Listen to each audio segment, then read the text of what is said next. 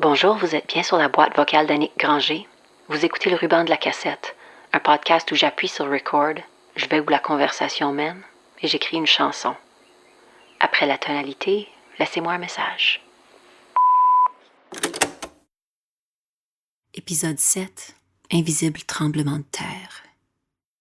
Tu sais, quand on dit aux jeunes que quand ils sont témoins d'un incident où on discrédite quelqu'un, où on intimide quelqu'un, on exclut quelqu'un, on dit que leur silence contribue au maintien de cette situation-là, puis que leur silence est tout aussi fort que ceux qui commettent l'acte d'exclure. Es-tu d'accord avec ça? Ben moi, je pense que oui.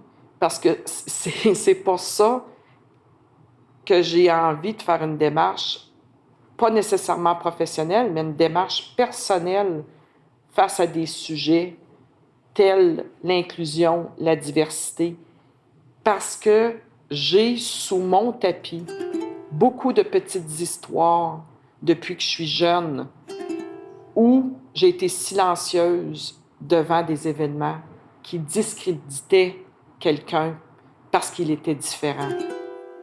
Parlant de différence, cet épisode est tombé sur mes genoux un peu différemment des autres. C'est la metteur en scène Anne-Marie White qui m'a approchée dans le cadre d'un projet d'intervention artistique pour le Conseil des écoles publiques de l'Est de l'Ontario. Elle m'a demandé si je voulais parler à leur directrice de l'éducation, Édith Dumont. Le thème, l'inclusion et la diversité. J'ai accepté peut-être un peu naïvement cette nouvelle commande. Anne-Marie m'avait dit plein de belles choses sur Édith, sur sa bonté, son caractère fort, mais elle m'avait aussi prévenu qu'elle avait déjà un message à passer. Je trouve que de célébrer notre capacité à vivre les uns avec les autres. Les uns avec les autres, là, c'est pas juste ceux qui viennent d'ailleurs. Ailleurs, là, c'est dans nos choix de vie aussi. Ailleurs, pour quelqu'un qui a 20 ans, c'est peut-être quelqu'un qui a 80 ans. Peut-être que ça, c'est un monde entier à traverser. Alors, c'est ça qui me touche dans ces sujets-là, puis que je voudrais voir comme étant un sujet qui est complètement éclaté, mais qu'on parle pas juste de la... Moi, ce que je voulais, c'était la ramener à elle-même. Évidemment que j'aime mieux parler des autres quand on parle de sujets comme ça que de parler de moi comme individu. J'aurais souhaité le savoir, par exemple, beaucoup plus tôt, que mon frère avait une relation avec un copain qui présentait toujours sous la forme de son coloc. Parce que des fois, je le perçois même comme un manque de... Tu sais, un manque de confiance envers sa grande sœur. J'aurais aimé ça être sa grande sœur puis dire, ben écoute, je l'aime, Éric. Mon frère s'appelle Luc. À l'époque, c'était Éric. Puis on devait se comporter comme si c'était juste son coloc. Fait que des fois, j'aurais envie d'être fâchée contre lui puis de lui dire, j'aurais aimé ça que tu me le dises, j'étais ta grande sœur. Puis moi, Éric, je l'aurais aimé comme toi, t'as aimé toutes mes chums. Après un moment, j'ai mis de côté l'enregistreuse. On avait besoin de l'oublier. Mais tu comprends-tu quand je veux dire qu'en fait, pourquoi je veux parler de ça, j'en parle tout le temps de façon très polie. Tu comprends? Polie parce que faut bien que je dise, on est en éducation, on est en train de préparer la nouvelle génération. Si on veut un monde meilleur, un monde qui va vivre dans la paix, bien sûr qu'il faut que j'enseigne toutes les habiletés à devenir inclusif, à apprécier la diversité. Mais en même temps, dans mes tripes, j'ai envie de dire, si je deviens plus inclusive, si j'apprends à célébrer ce qui est différent, à reconnaître que la diversité, c'est une richesse, donne-moi l'espace pour être qui je suis moi aussi. Oui. On a passé des heures à jaser dans le loft de son frère, dans le Vieux-Montréal, là où elle m'avait donné rendez-vous. Et à tout bout de champ, il fallait arrêter. C'est quand même... Je vais juste les écouter une petite seconde. Il y avait ça.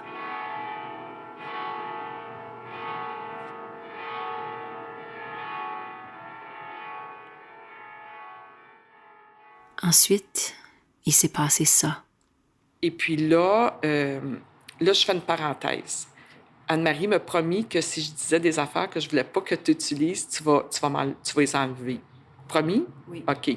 J'aurais aimé ça qu'ils me le disent parce que moi, quand j'étais jeune,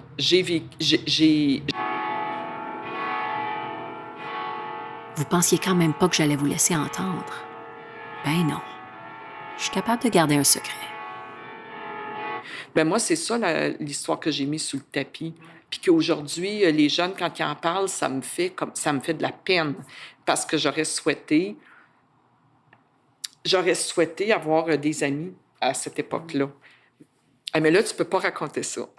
Tu ferais peut-être une bonne journaliste, mais pas avec une caméra. Qu'est-ce que je fais avec ça? Comment est-ce que j'écris une chanson avec une histoire que je dois pas raconter? J'étais incroyablement touchée qu'Édith partage ce morceau de sa vie avec moi. Mais heureusement, dans mon podcast, c'est pas nécessairement l'histoire même qui est importante, c'est ce qu'il y a en dessous. Encore une fois, on a tassé l'enregistreuse, et c'est Édith qui l'a nommée. C'est drôle. C'est comme faire un tour d'autobus. Hein, des fois, tu t'embarques en autobus avec quelqu'un, tu te retrouves à raconter des affaires. Tu te dis, comment ça se fait? Ça a duré 2 heures. J'ai parlé à cette personne-là comme ça fait longtemps que j'ai peut-être même pas parlé à une amie en prenant un café. Ouais. Il y a des moments comme ça. Il n'y en a pas beaucoup, mais ça arrive. Ben là, peut-être que c'est arrivé. De parler de ça, déjà, ça me permet d'avoir des images plus claires de mon propre vécu. Ouais. Ça fait partie de moi. Tout à fait. Et est-ce que vous m'aimerez autant avec toute cette histoire-là? Ouais. Cette histoire-là, il y a des parties que j'aime, que je raconterais volontiers à une foule. Il y a des parties où j'ai des doutes parfois. Je me dis, si les gens savaient ça, peut-être qu'ils me jugeraient différemment. Dans le fond, c'est de ça que j'ai peur. Hein? J'ai peur d'être jugée. Ouais. Mais maintenant, tout ça fait en sorte que je suis une personne aimable aujourd'hui auprès de mes propres enfants, auprès d'un conjoint que j'adore, auprès de mes parents, auprès de mes amis. Mais je cache des petites choses. Hein? Mais en même temps, ce qui est aimable aujourd'hui est le fruit de toutes ces histoires-là. Ouais. Puis pourquoi il y a des histoires qui restent sous le tapis? Ouais. C'est souvent une question que je me pose. Normalement, à ce point-ci dans le podcast, je vous ferai un petit montage de mes brouillons.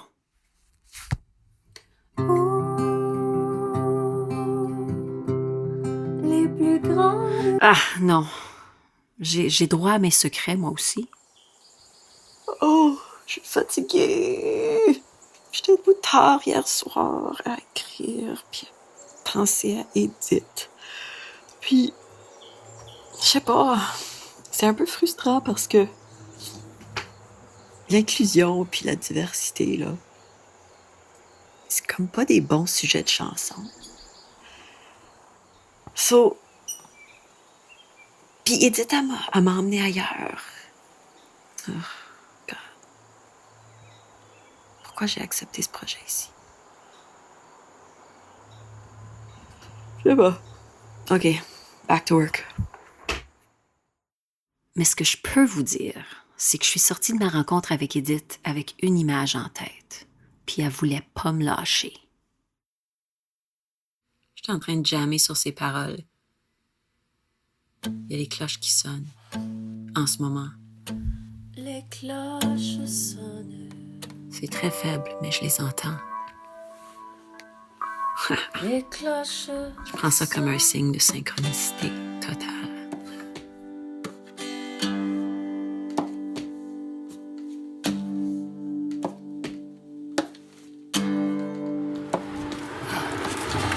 All right, je cogne chez Michel Rivard. Salut Annick! J'espère que t'as pas peur des gros chiens méchants. Ah oui, hein? Tiens, donne-moi ça. Merci. Tu voyages léger. Viens Charlie, mon chien. Des fois, je me sens comme sur une genre de chasse au trésor. Tu sais, je reçois un indice qui mène à un autre indice qui mène à un autre et je résiste rarement à ce genre de tangente. Le thème de l'inclusion m'a pointé vers le thème du secret, ce qui m'a pointé vers Michel Rivard. Vous allez voir. Ça sonne bien, ça. Ouais. J'aime tout ça. C'est drôle, moi aussi, dans une chanson, qu'est-ce qu'on met sous le tapis, là, tu sais? C'est très fort. Mais comme je te dis, quand je l'ai lu, là, la première chose, les cloches sonnent sous nos paupières. J'ai fait, ah bon? C'est OK. bizarre, ça. Puis je me suis comme pas laissé distraire par ça. J'ai dit, OK, what now? Voyons. Où est-ce qu'on s'en va? Tu sais? C'est vraiment... Moi, je sens une rencontre dans un vrai train. Et le train s'en va quelque part. Là. C'est des gens qui s'en vont quelque part. Ils sont dans le train parce qu'ils s'en vont quelque part. Et où est-ce qu'ils s'en vont, ça ne nous regarde pas. Ouais. C'est pas important. C'est pas important. Je m'en fous de où est-ce qu'ils s'en vont. Si tu me dis, tu sais... Non, c'était pas un vrai train, mais moi, est-ce que j'avais manqué le bateau? Il y avait quelque chose dans le choix d'aller rencontrer Michel qui me faisait peur. Je voulais l'adresser.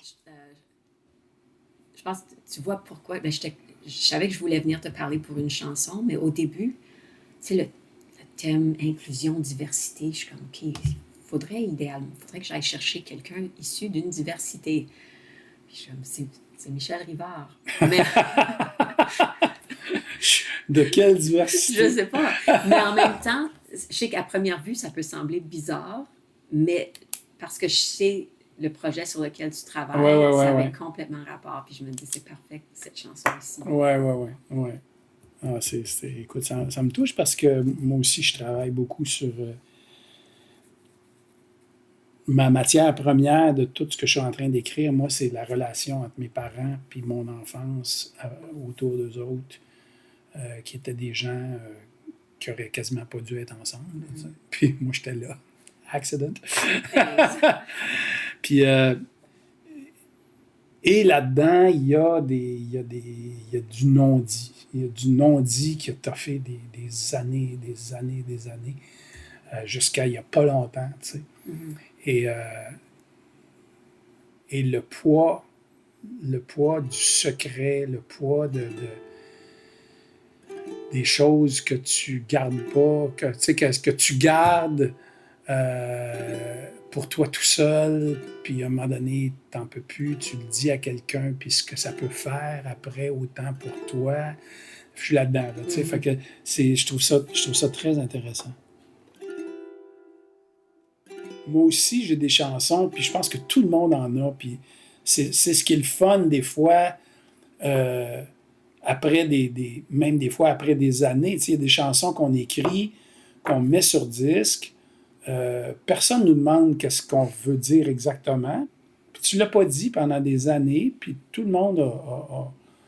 Tu sais, il y a des références comme ça dans les chansons que tu n'as pas besoin, tu n'as pas le goût de dire même des fois. Oui. C'est pas des secrets, là. Je ne fais pas le rapport avec le secret. Je fais surtout le rapport avec entendre une chanson dans laquelle il y a des références que juste l'auteur de la chanson connaît. Et ces références-là l'aident à écrire sa chanson. Ouais.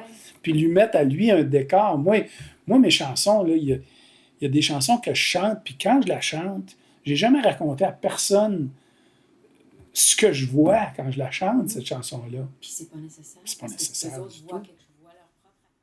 C'est drôle.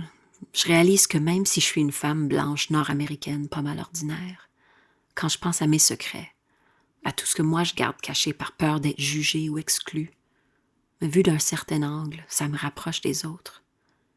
Pas besoin de les dire, c'est pas important. C'est juste un rappel à la compassion.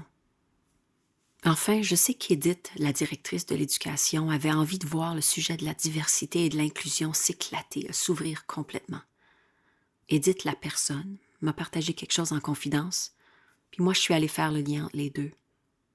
Juste être qui on est. Je me dis que tout le monde a droit à ses secrets. Mais personne ne devrait avoir besoin de les porter tout seul.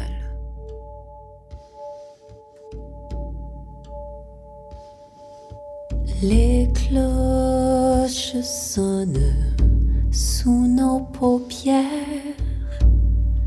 invisible tremblement de terre. Les cloches sonnent si fort la peur laissé derrière et donne des coups et retentit la distance entre nous et se dissout et s'adoucit le silence. Appris, les cloches sonnent sous nos paupières, invisible tremblement de terre. Les cloches sonnent si fort la peur d'être laissé derrière. Rien de trop beau, rien de trop petit, rien de convenu. Et sous le tapis, rien qu'on ne tait, rien qu'on ne tue. Les cloches sonnent sous nos paupières, invisible tremblement de terre. Les cloches sonnent si fort la peur d'être laissé derrière. Comme un étranger, un passager dans un train vers quelque part qui offre un secret pour se libérer à quelqu'un qui ne va plus jamais revoir.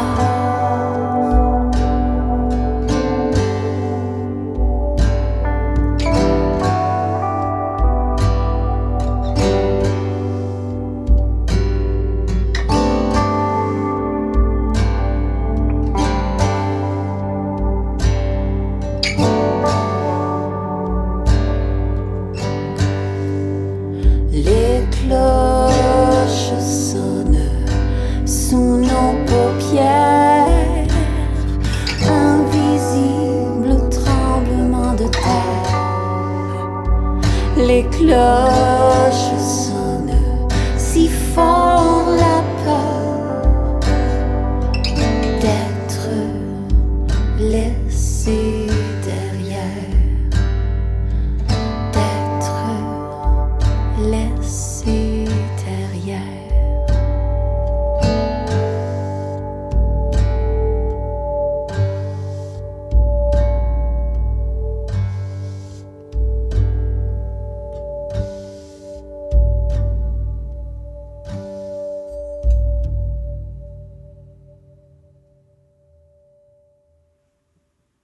Merci Anne-Marie White, Édith Dumont, Michel Rivard. Vous m'avez généreusement poussé à me dépasser. Merci à mes complices habituels, Éric Robitaille et Sacha Daoud au mix. Merci au Conseil des arts du Canada, au Calque et à Musique Action.